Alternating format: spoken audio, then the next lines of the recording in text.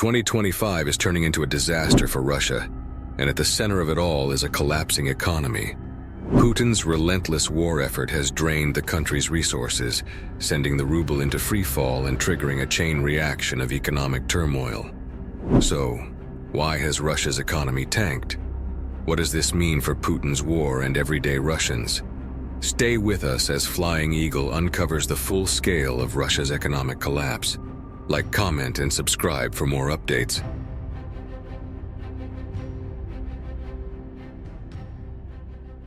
The ruble's freefall, a crisis unfolding.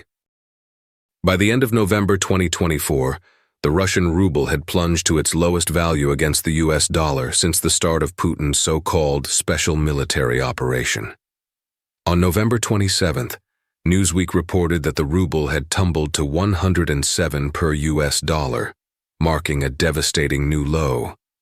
But it didn't stop there. Just a day later, on November 28th, it sank even further, hitting 114 per dollar, a level worse than the immediate collapse in March 2022, when the West first imposed sanctions on Russia. However, this wasn't a sudden crash. The ruble had been in a steady downward spiral for months, and as winter approached, experts warned that its decline was far from over. One major factor behind this continuous devaluation was the rising demand for imported goods during the holiday season. As businesses and individuals scrambled to buy foreign products, more foreign currency flowed out of the country, causing the ruble to weaken even more. The situation became so severe that even Kommersant, one of Russia's leading newspapers, described it in almost warlike terms, urging citizens to brace for impact as economic hardships intensified. For many older Russians, this crisis felt like a chilling reminder of the post-Soviet collapse in the 1990s, when hyperinflation wiped out life savings and left millions struggling to survive. Back then, only those with access to foreign currency managed to stay afloat. Now, with the ruble in freefall once again, it seems like history may be repeating itself.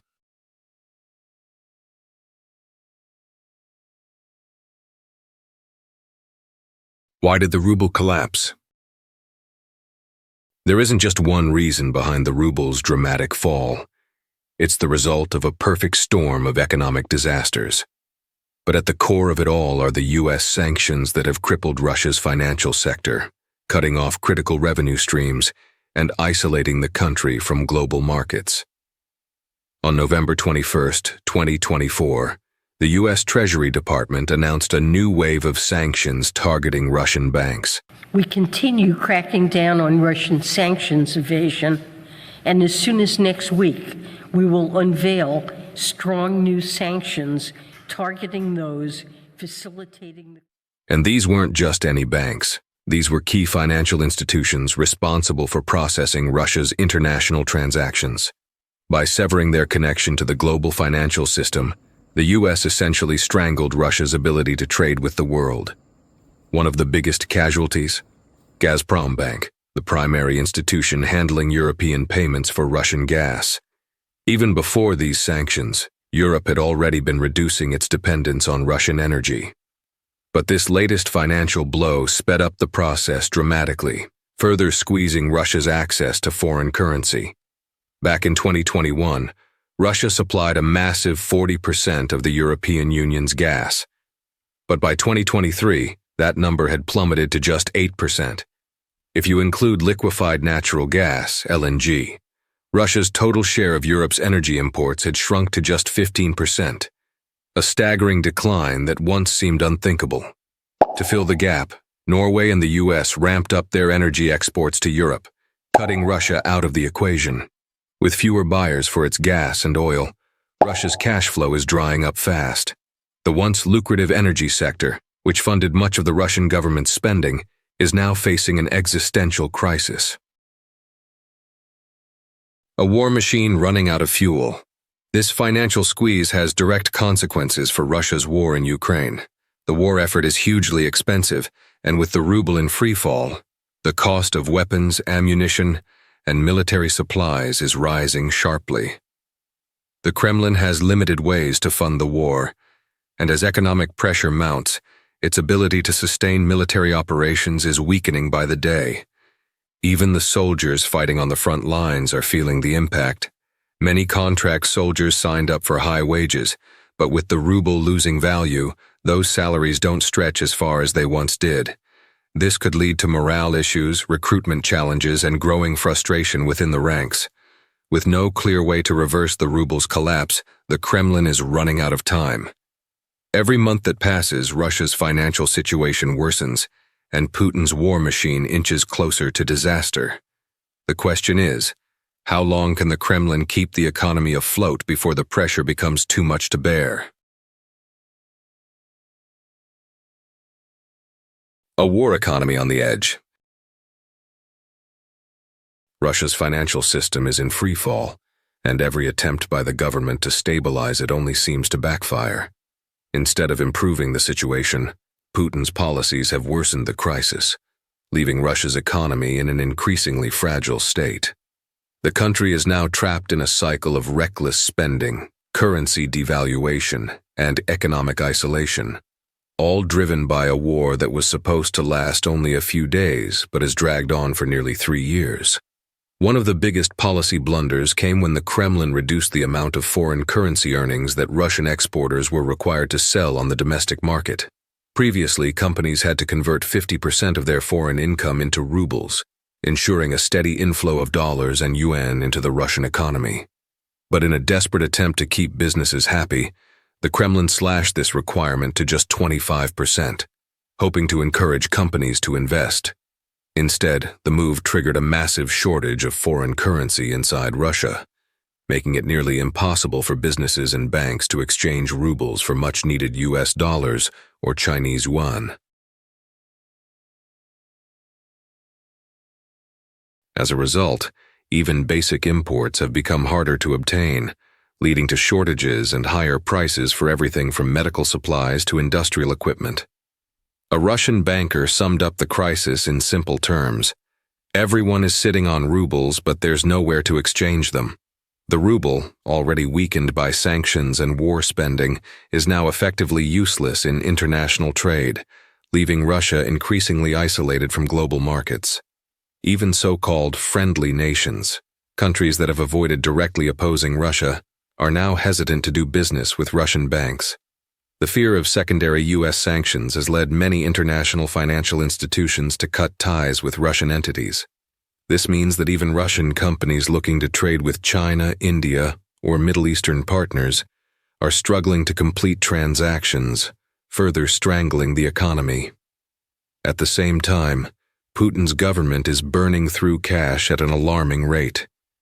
In just the last quarter of 2024, Russia overspent its budget by nearly $14 billion, with the overwhelming majority of that money going directly to military expenses. As the war drags on, Russia is funneling an unprecedented percentage of its budget into security and defense, leaving little room for public services, infrastructure, or economic development. Right now, military and security-related expenses account for 40 to 45% of Russia's entire federal budget, a staggering figure that underscores just how much the war has drained the economy. To put this into perspective, in 2019, before the war, Russia's national defense budget was around 3 trillion rubles. By 2024, that number had exploded to 10.8 trillion rubles. A staggering 359% increase. The consequences of this spending spree are devastating. Government reserves are depleting, and the Kremlin is being forced to print more money to cover its expenses. This only fuels inflation, further weakening the ruble and making life harder for ordinary Russians. Meanwhile, essential government programs like healthcare, education, and infrastructure projects are being neglected or slashed, leading to a decline in the quality of life across the country. How this affects everyday Russians. The collapse of the ruble isn't just a crisis for the government, it's a disaster for ordinary Russians. As inflation spirals out of control, everyday necessities are becoming unaffordable, and financial stability is slipping away. To slow down inflation, the Russian central bank has been forced to take drastic action, raising interest rates to 21%, the highest level since the system was introduced in 2013. But this solution comes at a heavy cost. Higher interest rates make borrowing money extremely expensive, crippling businesses that rely on loans to operate. This leads to slower economic growth, fewer jobs, and increased financial strain on families who already struggle to make ends meet. And what about inflation? The Russian central bank officially reports it at 9.5%, but independent analysts suggest the real figure could be as high as 22%, particularly for essential goods like food, medicine, and fuel. That means basic necessities that Russians rely on are now more expensive than ever, while wages remain stagnant or lose value due to the ruble's collapse. As a result, the cost of living has become unbearable for millions of people, pushing them closer to financial ruin. The economic crisis is already visible in daily life. Supermarket shelves stocked with imported goods are emptier, essential medications are harder to find, and even domestically produced items have surged in price due to supply chain disruptions. With everyday Russians struggling to survive, the risk of mass unrest is growing by the day.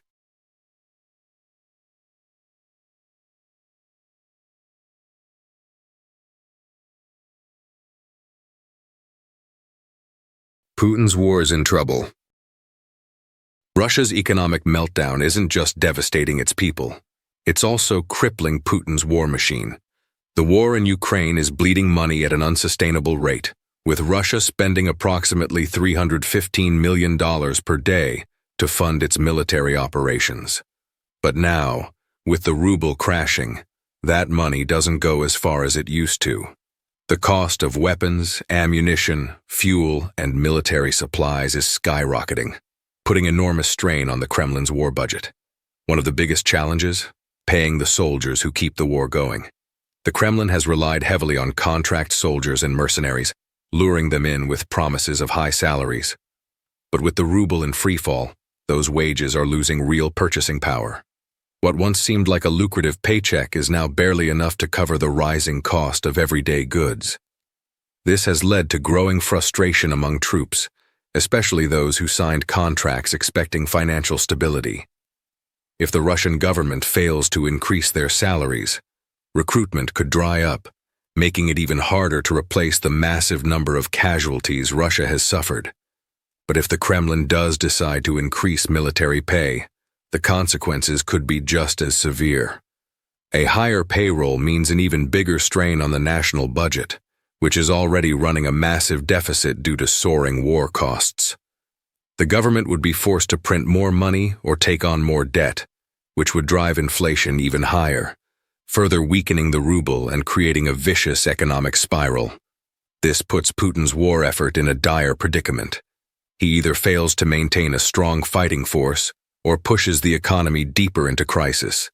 Either way, Russia is running out of financial options, and the cracks in its war strategy are becoming impossible to ignore.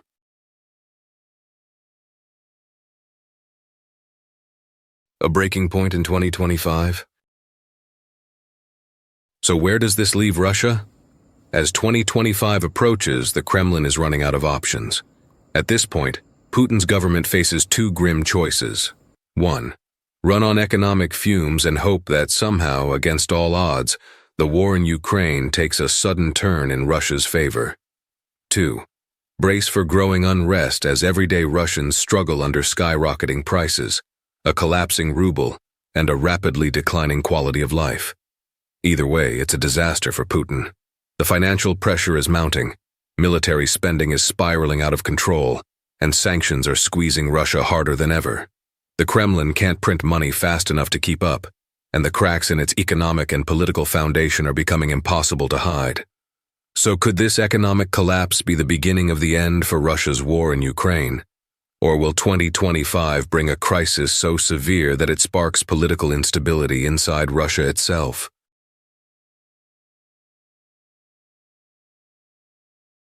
Let us know your thoughts in the comments below. Thanks for watching, and don't forget to subscribe for more updates on the world's biggest events.